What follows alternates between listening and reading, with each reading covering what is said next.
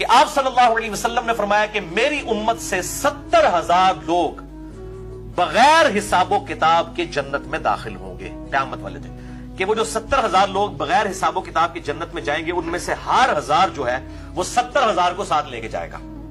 بغیر حساب و کتاب کے، کہ ہر 1000 70,000 کو لے کے جائے گا، یعنی یہ ٹوٹل جو ہے وہ 49 لاکھ لوگ بن جاتے ہیں بغیر حساب و کتاب کے امت محمدیہ صلی اللہ علیہ وآلہ وسلم میں جنت میں جانے والے۔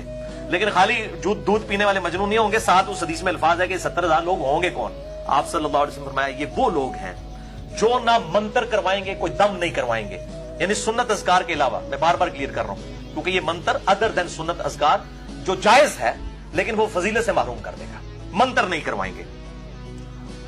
اور نہ منتر کریں گے اور نہ مستقبل کی خبر لیں گے، بدشگونی والا معاملہ بھی نہیں کروائیں گے،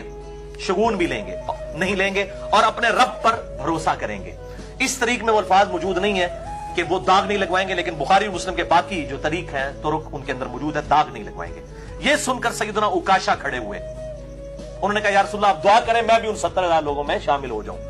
آپ نے فرمایا اوکاشا تم ان میں شامل ہو، الحمدللہ۔ آپ صلی اللہ علیہ وسلم کو اللہ تعالیٰ نے دکھا دیا۔ پھر ایک اور صحابی کھڑے ہوئے جو باقی روایتوں میں آتا ہے، سعد ابن عبادہ خزرج کے سردار، انہوں نے کہا یا رسول اللہ میرے لیے دعا کریں۔ آپ صلی اللہ علیہ وسلم فرمایا اوکاشا بازی لے گا، یعنی وہ صحابی بھی اس میں شامل نہیں ہے بغیر حساب و کتاب۔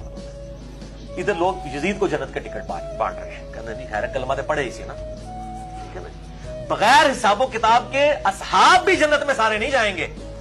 ورنہ تو اشرف مبشرہ والا معاملہ تو نہ ہوتا نا، یا اصحاب بدر والا اور صلح حدیبیہ والا،